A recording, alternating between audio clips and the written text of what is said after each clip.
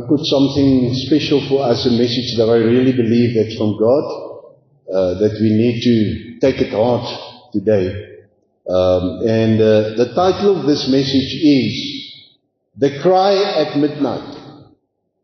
The Cry at Midnight.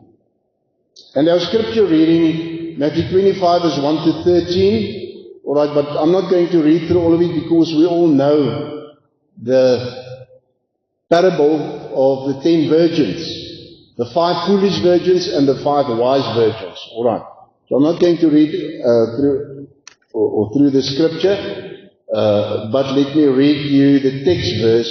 I'm going to read that out of the Passion Translation. Matthew 25 verse 6 in the Passion Translation. Then suddenly, say with me, suddenly. In the middle of the night, they were awakened by the shout, "Get up! The bridegroom is here. Come out and have an encounter with him." The cry at midnight. So let us quickly look at this parable and sum it up. So instead of reading the scripture, please go home and read through it. And I believe that God will really do something for you, your own quiet time as well this week. So, but 10 virgin bridesmaids await the coming of the bridegroom. So 5 of the virgins foolishly failed to bring enough oil for their lamps. 5 of the virgins wisely bring extra oil for the lamps. And all 10 of the virgins fall asleep as they wait. In the middle of the night, the cry goes out, "Get up! The bridegroom is here. Come out and have an encounter with him." Our text verse, Matthew 25 verse 6. The 5 foolish virgins asked their companions for oil. The wise virgins who have no oil to spare advise the unprepared to go and buy some oil. While the 5 foolish virgins are away to buy the oil, the bridegroom comes. The 5 wise virgins enter the wedding banquet and the door is shut.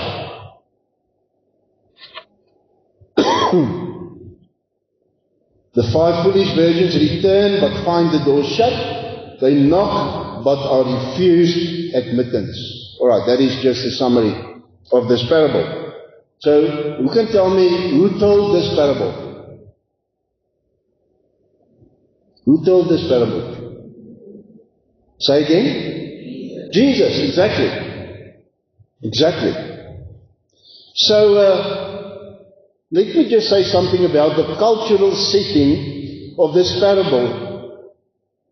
You know, it is a 1st century Jewish wedding that we see here. So we see in the Expositor's Bible commentary that normally the bridegroom with some close friends left his home to go to the bride's home, where there were various ceremonies followed by a procession through the streets after nightfall to his home, back to his home, the bridegroom's home. So the 10 virgins may be bridesmaids who have been assisting the bride, and they expect to meet the groom as he comes from the bride's house. Now everyone in the procession was expected to carry his or her own torch or lamp. You know, if you were part of this procession. Now those without a torch would be assumed to be party crashers or even brigands, that is robbers or bandits, not good people. So the festivities, which might last for several days, would normally get underway at the groom's house.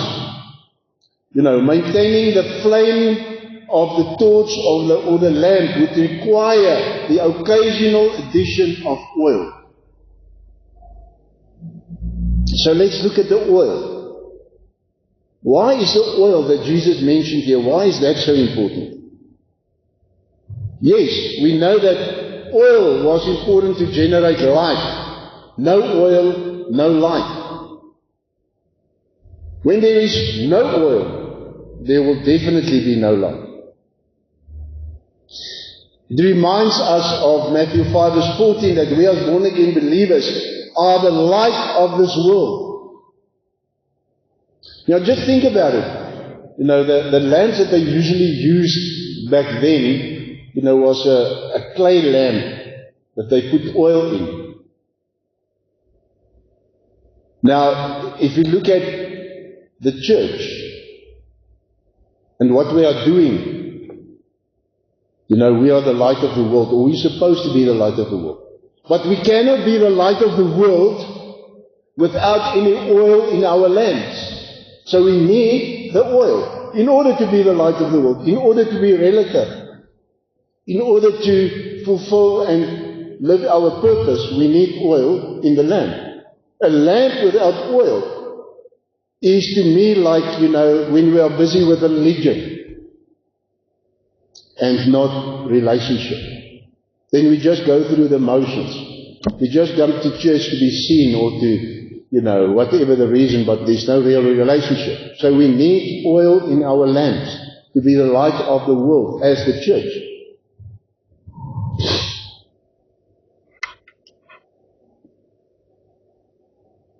So what does the oil represent then? The Holy Spirit, through saving faith and a genuine personal loving living relationship with God. It represents here the inward preparation of the heart, the spirit, for the Lord's return. Or we might say it represents true salvation, and not only salvation, but conversion. In other words, becoming holy. We must be busy with that process of sanctification, of becoming holy. Oil represents the indwelling power of the Holy Spirit that accompanies true conversion. The 5 wise virgins represented those whose hearts have been truly changed by the power of the Holy Spirit, who were busy with sanctification. The 5 foolish virgins represented religious people who come under the conviction of the Holy Spirit but never ever truly be converted, becoming holy. So let us, now we looked at the oil, now let us look at the 10 virgins in this parable. So the bridegroom represents Jesus Christ, the Messiah. You agree with me? The 10 virgins represents the visible church. All 10 of them claimed to be waiting for the Lord, had lamps and expected His coming. All 10 of them. One of the most striking facts about the parable is how similar the 10 virgins appear on the surface. They were 10 virgins. All 10 had been invited to the banquet, and all had responded positively. All 10 had gone out to wait for the bridegroom, their lamps burning. All of them had their lamps with them. All the virgins wanted to see and meet the bridegroom. All were in the right place at the right time for the right reason. All of them wanted to go to the wedding banquet. All had some oil in their lamps at the beginning when they arrived there. All 10 fell asleep while waiting for the bridegroom. So that tells us a lot. All of them fell asleep. Not only the 5 wise, all of them fell asleep. So it shows us that they were normal people busy with the normal things of life on this earth. All 10 were awakened by the midnight cry. All 10 virgins got up to prepare their lamps. And here is where everything changed. Before that, all appeared to be equally prepared for the bridegroom's coming. But then, 5 had enough oil and 5 did not. But let's just look at the 10 virgins, all 10 of them. So let me see this picture. Let us look at it this way. So let us suppose that we were to ask the 10 virgins to stand in front of us in no particular order. So we are sitting in church, the 10 virgins comes in and they stand here in front. Okay? All 10 of them. Not the 5 wise on this side and the foolish virgins on that side. All 10 of them standing in front of you. Now if I ask you, could you pick out the 5 foolish virgins? Can you? Can you? Who can? What do you think? No, we cannot. Am I right? They were all virgins. They all looked the same. And we can argue about it and say, yeah, but Alan can tell me, yeah, but number 2 looks a little bit bored. She looks like a foolish virgin. Alright? And Uncle Jan can say, no, look at number 6. She's giggling all the time. I think she's foolish.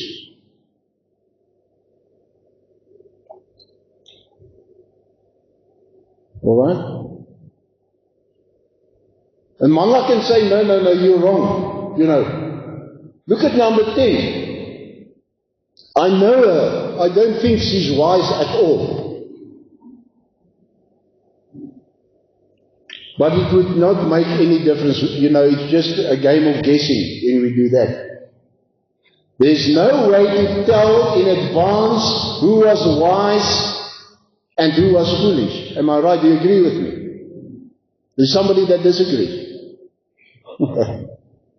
Alright, so they would look the same. Now what then is the difference? There was something else, something not readily visible, that separated these virgins from one another and from each other. 5 were wise and 5 were foolish. What made the difference? We read in Matthew 25 verse 5 that the bridegroom took a long time to come, and all 10 became drowsy and fell asleep. In the days that we live, I thought about it and I heard, and I spoke to other people, other believers about it, and you will hear it a lot. I just wish that Jesus will return.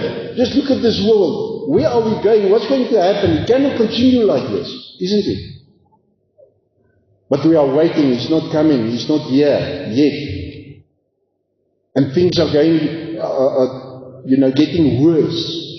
And we read about the great apostasy, the great falling away, where people, just get tired maybe, and they're exhausted, and they are tired, and, they just fall away. They don't serve God anymore the way that they should. And they just try to keep everything together through religion and all that kind of stuff. Not always people who are in rebellion that turns away. Sometimes people just get tired. You understand what I'm saying? Especially if you look at what is happening and what we experience in life in these last days.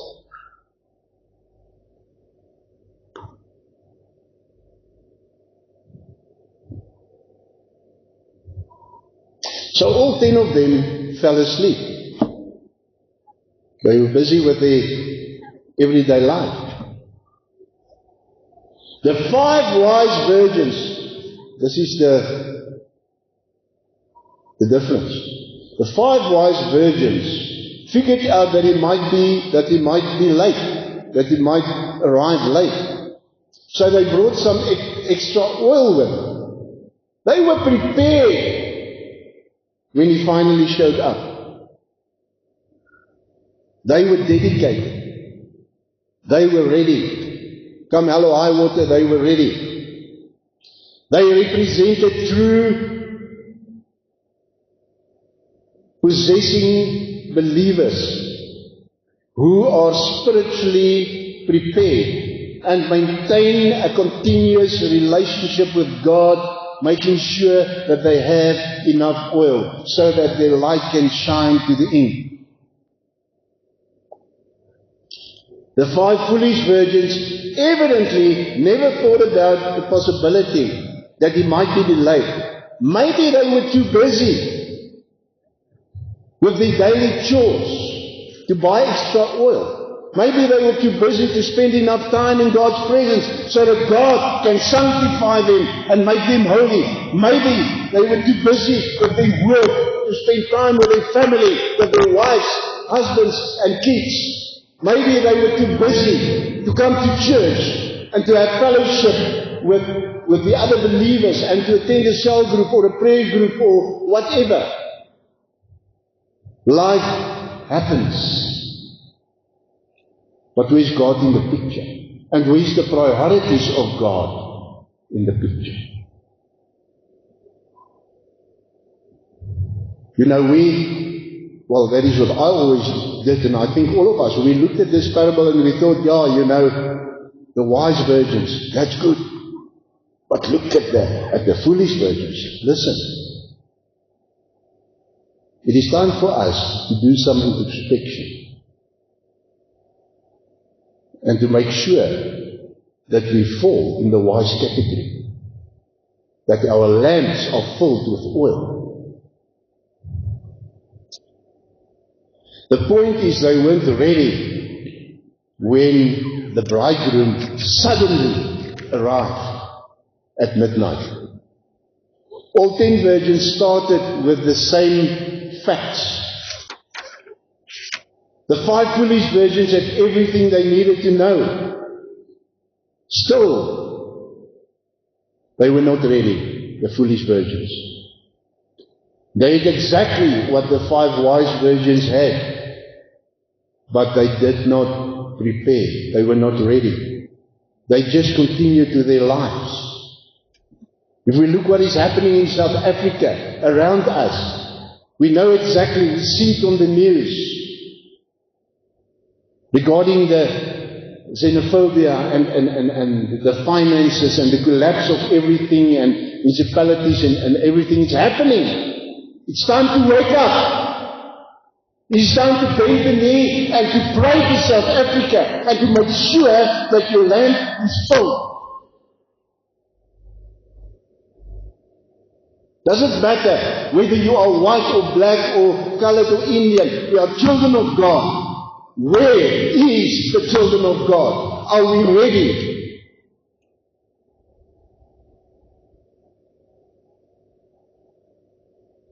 What is going to happen after the 30th of June? The deadline that some people gave to the foreigners, we don't know. But we know one thing, and that is that God is in control. But it is time for us to bend our knees. Because the judgment of God is busy moving for each and every one. Because we don't want to bend our knees as a nation. We are very clever.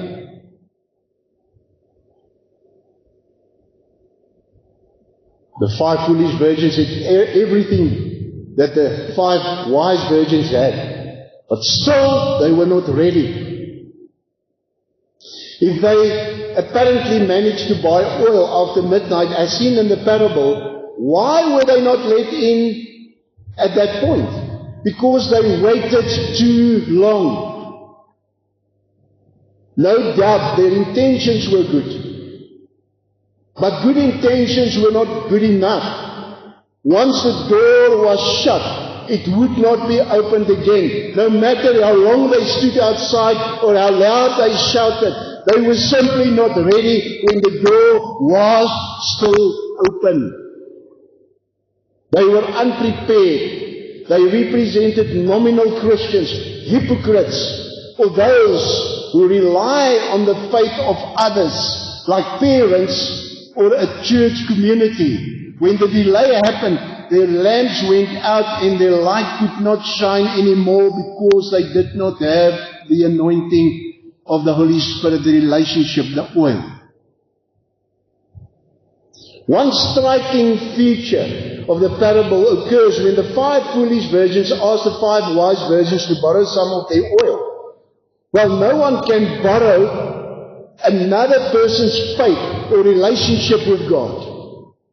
Let me repeat this, it's important. No one can borrow another person's faith or relationship with God. It is impossible, you cannot. You cannot get into heaven by living on the account of another saved person. One day you will stand before the Lord on your own. And He will say to you, why should I let you into heaven? Why should I allow you to get into heaven? What answer will you give? You know, my mother was a godly woman, and that's why she's in heaven. But what about you, will the answer be? My dad was an elder in the church. He was a godly man, and he's in heaven. But what about you? No, I attended Heritage of Faith Bible Institute there at the Family of Love and Faith, you know. I completed my 4th year at this church. The outcome will be the same. You see, when someone visits our church, he or she will see us in the church. Here, sitting here, at the Family of Love and Faith, or your church where you are watching the YouTube sermon. You know? And what that visitor will see will be like the 10 virgins inside the church. This parable is for us at this time, as the church, for us as church members, as religious people, for us who claim some attachment to Christ, or who profess some allegiance to Him. It's for us. This parable this morning is for us. On this appointed time, every Sunday, 2 churches gather here at the Family of Love and Faith AFN Church. 2 churches. I'm not talking about ex-ministries next door, Pastor Jenny. I'm talking about inside this church right now there are 2 churches. An outward church and an inward church. The outward consists of members, regular attendants, friends, visitors, and the great mass of people who relate or rarely attend. But still, you know, they relate to this church as their church, but they don't come to church anymore. But they are still part of the outward church. As such, the visible contains the truly converted and the unconverted. Truly converted and the unconverted are sitting here today. I'm talking about truly. It consists of some who know the Lord, some who are seeking the Lord, some who attend but are sluggish, and others who are nothing more than religious hypocrites, coming to church to be seen or to judge the other people because I'm better than them. Oh, Pastor, you are harsh. No, let's talk the truth. We cannot play church anymore. So the inward church is the invisible church, made up of those true believers in Christ who worship here week by week, standing in a living, loving relationship with God, being busy with the process of sanctification. Going to church is good. Having a relationship with Christ is better. Being baptized is good, but being born again is better. Giving money is good, but giving your loving, Holy Spirit-filled heart, filled with the love of God, is better. Being religious may be good, But knowing Christ as your Savior and Lord and building a relationship with Him is better. Church membership identifies you with the visible church of Christ. But only through saving faith and a Holy Spirit-filled heart makes you a member of the invisible church, of those standing in a living, loving relationship with Christ. And that is the difference between the 10 or the 5 wise virgins and the 5 foolish virgins. In conclusion, you see, now, currently, the door of grace is still open. Praise God for that. It's not too late. You know, recall the solemn words of Matthew 25 verse 10. But while they were on their way to buy oil, the bridegroom arrived. The virgins who were ready went in with him to the wedding banquet. And the door was shut. No door stays open forever.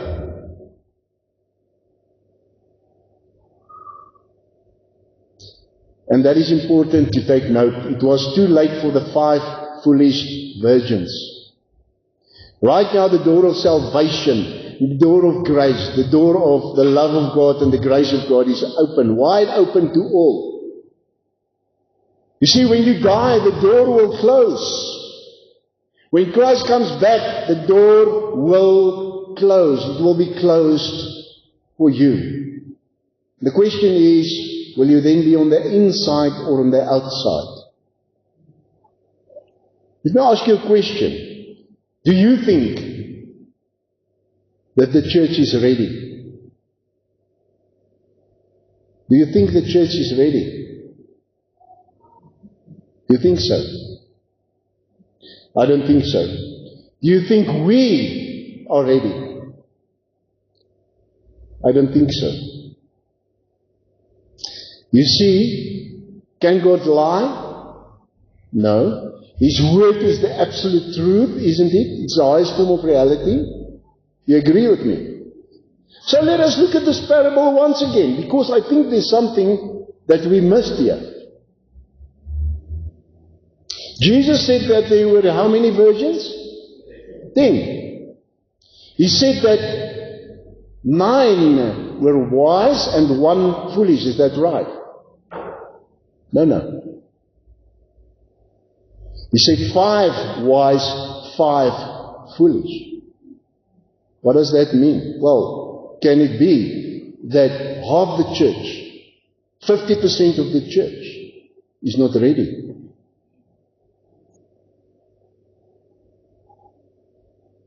You know? 5 were allowed in and 5 were shut out when the door closed. Half the church, 50% of the church. You know, I listened to John Bevere. He's an American and he's also a teacher there. Some of you know him. John Bevere said that he was about to preach in Manhattan in the United States at a church. When a man came to him and started to weep, and he said to him, Brother John, you know, I was busy praying, and God said to me so clearly that half the church is not ready for His coming. He also said that he went to another church to preach, and when a man came to him and said to him, listen, God said to me that 50% of the church is not ready for His coming. Jesus did not say 9 wise and 1 foolish or other way around. He said 5 were ready and 5 not, out of 10. You see, Jesus in our text verse said in Matthew 25 verse 6, at midnight a cry was heard. Now, what is the meaning of that cry? Now I believe, remember, this parable was told by Jesus more than 2,000 years ago, isn't it? We've got the Word. God enlightened us. He told us already in the prophecies what's going to happen in the end, and we are there.